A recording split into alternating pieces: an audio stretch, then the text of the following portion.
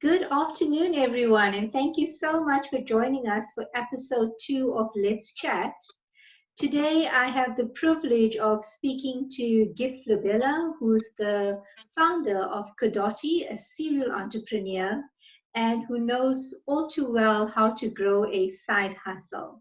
So, Gift, thank you so much for joining me this afternoon. I've been wanting to speak to you online for quite some time. And just yesterday, I wrote an article about growing your side hustle, but being so much more than the job you do. Also, a topic of a TEDx talk that I gave recently. So, today, I really want to chat to you about your journey in being an entrepreneur, then following an academic path, going back into corporate, or going into corporate for the first time, and then leaving corporate to grow your waste management business as well. So, Gift, please tell the individuals that have joined us a little bit about yourself, and then we'll kick off into the session. Awesome stuff. Thank you, Jeshri, firstly, for having me here. And for everyone who's joining, thank you very much. I am not on a mountain. I am safe, so you can be at ease. So I am Gift. I actually resigned from a research engineer position. I was working at Dimension Data this month. Currently, I work as a COO of Kodoti. Kodoti is a startup I found, and we essentially use technologies to help companies be more efficient in how they manage their waste. Thank you so much, Gift. So, Gift, I met you quite a few years ago, I think. It must have been about 4 or 5 years, if I'm not mistaken. I think it's 5 years. Yeah. 5 years. And at the Yeah. time, I think you were 19 or around Yeah. then, but yeah. Correct. And I was just finishing school when I met you, Jeshri. Yeah. yeah, so it was quite a long time ago, but very interesting because at that time you were already playing around in the space of entrepreneurship. Tell us a little bit about that part of your journey and what it is that you were focusing on at the time. Right. So I think it's probably quite wise to start with a bit of background. So I grew up in Limpopo. That's actually where I am now. So if you hear like sounds of a chicken or a donkey, don't be alarmed. I'm in the village. And so when I was about 16, I moved to Joburg to study in Tembisa.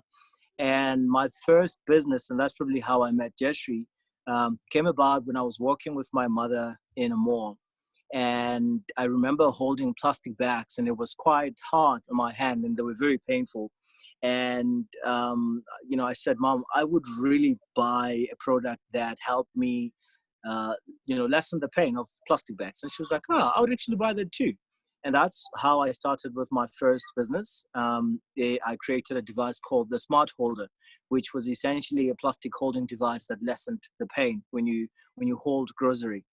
And I met Jeshri because I was part of the Standard Bank incubator. It was a program that Jeshri it was a program by Ignite at Standard Bank Incubation where Jeshri was heading it. And I think after that, I started just really embracing the entrepreneurial journey and learning as much as I can.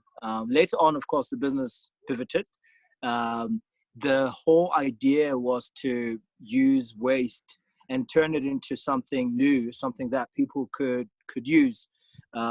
We've pivoted quite a lot, and things have changed, leading to what I am sort of doing now. Thank you for that, Gift. And we'll definitely be talking about how the business or your focus has pivoted over the years. And, you've come almost full circle back to focusing on waste again. And you've done a couple of things in the space of waste in between as well. And then, Gift, from there, you're also focused on really transitioning into wanting to learn more and experience more. So I'd love for everyone to also just understand your experience with the African Leadership University, which is Yeah. an amazing faculty. I'm a huge fan of the African Leadership Yeah. Academy.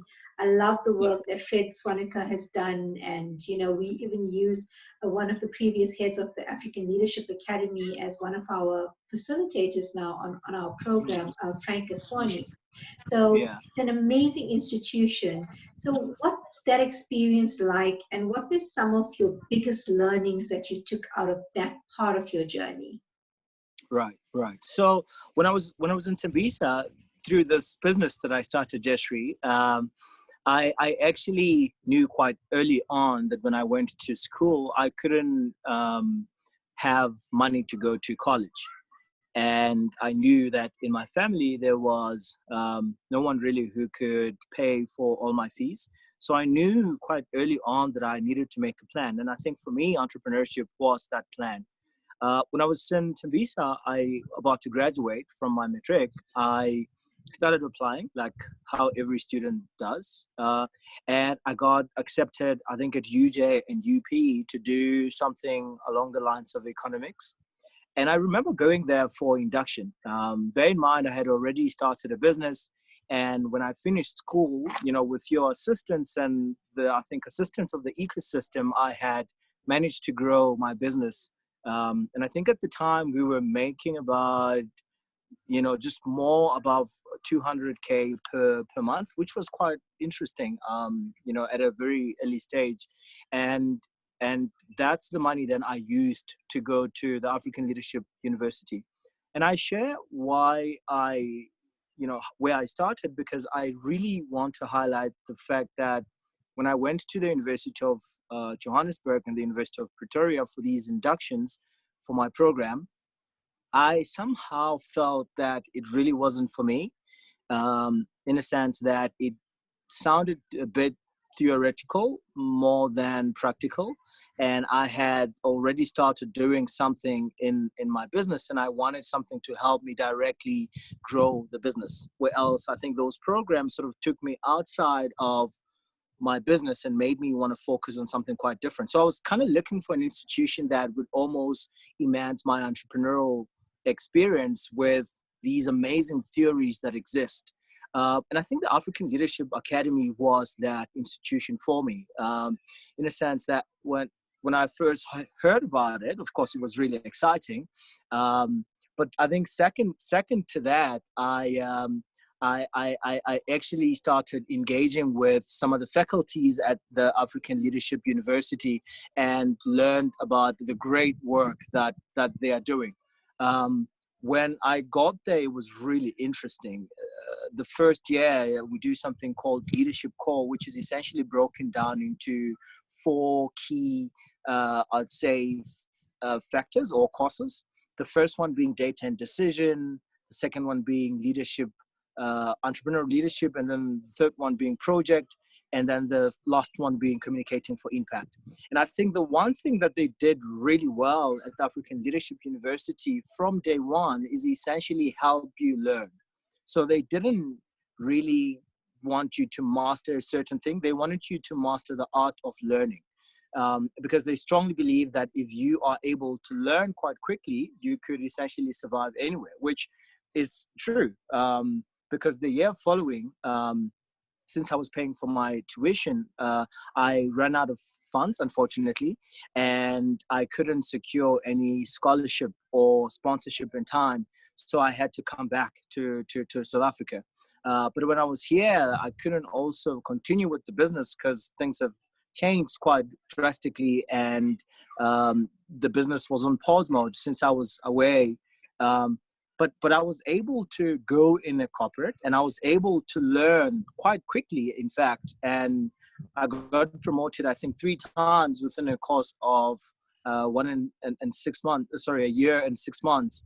Not because I was this amazing person, but I think because I had understood what the African Leadership University was trying to do from a student point of view. They wanted you to learn how to learn. I don't know if that makes sense.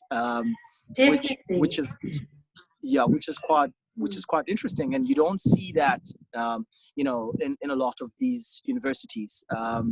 And for me, that was key.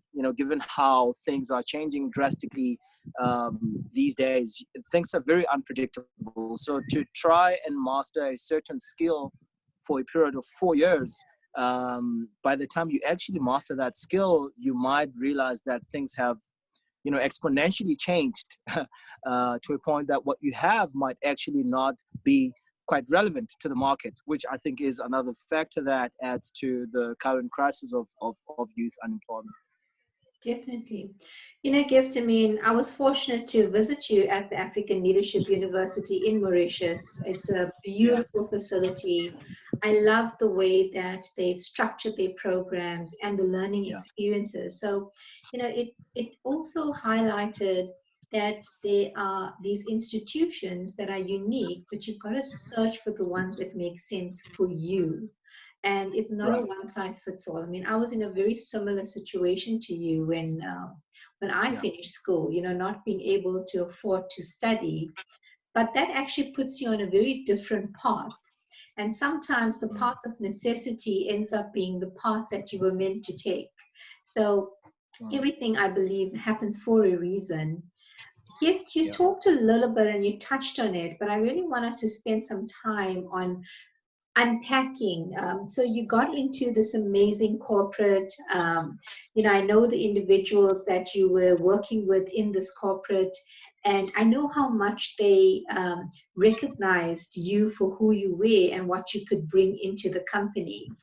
And from the outside, and I know you've experienced these pressures from your family in the past, from the outside, people must think you crazy for leaving a paying corporate job to embark onto the back into the space of entrepreneurship, right? yeah, But yeah, also, while you're in a corporate, it's not like you just shut your eyes and started growing up this corporate ladder. You spent time in the corporate, you gave it your best, you were promoted 3 times, but you also took the time to focus on your business. And that's what we refer to as growing your side hustle, which is the topic of our talk today. So I really want you to unpack what that looked like and how you actually focused on growing your side hustle while you were in this amazing corporate? yeah, yeah. That's a really good question, Jeshri. And I was actually thinking about it as we're about to start the session, and I think I'm quite fortunate in the sense that I got a taste of how entrepreneurship is before going to corporate. And I think I was quite clear as to why I'm going to corporate. And for me, from the beginning, the plan was to learn how a big machine functions and how a big company functions. So when I went there, the first thing that I really wanted to do, I think, is associate myself with the company that I was working for, which was really, really interesting. And it was a technology telecommunications company, and they really did some really interesting stuff. So from the beginning, I think that was my intention: go there, learn how things operate, associate yourself with this really big brand. But when I got there, things became very, very interesting in a sense that I started learning, I think, even more than what I had anticipated. I started learning more about business. I started learning more about myself. And things like the ability to ask, um, and this could be either asking for a promotion or asking for assistance on a certain project, or a certain, I don't know, opportunity. All that, it was very personal, and they're things that took me outside, I'd say, of my comfort zone, and I learned those things by being part of a bigger corporate. Now, the lessons I learned, to be quite honest, are really, really interesting, and there's so much of them. But I think to perhaps highlight a few from an entrepreneurial point of view, I started understanding what it takes to run a business. And the reason I now know, well, at least I'm trying to replicate some of the models in my current startup, is because I immersed myself in there. Another benefit that I think I got from being in corporate is finance. The ability to have something quite secure that you're getting every month, and with that you are able to do several things, one of which are the side hustle. So it's, I think in my experience, it was a bit difficult to fully go in corporate after coming back from Mauritius without having some financial backing. So when I was working, I knew for a fact that I would have some financial support coming in, and I am able to then use that to then grow my side hustle. And it's quite important to understand that when you have a side hustle, you need to be very intentional about it, and you need to know why it's there. And I say that because when I was in corporate, I learned that there's a lot of people who have side hustles, but they never graduate into a fully functioning business. And part of the reason is people are everywhere. They hustle anything they could get their hands on. That is to say, if you are working and someone says, "Hey, I need you to design me a logo," you are the guy. And someone says, "My roof is leaking," you're the guy. And someone says, like, "I need someone to cut my lawn," you're the guy, which is good. But I had learned that you need some focus in growing your side hustle. So if you are working in a big corporate and you have a little company, make sure that you've devoted some time to really plan why you're doing that and what is it that you really want to do. And over time, I started slowly gaining some traction in my side hustle, which I think made it a bit easy for me to then move away from the corporate world gradually. And Jeshri, I do have to highlight that I really love your TED talk, because I think it speaks to something that I learned as well in corporate, about jobs. When you work in a corporate and you have a side hustle, it is very difficult for people to see you from outside your current position in that corporate. And I realized that early, and then I realized also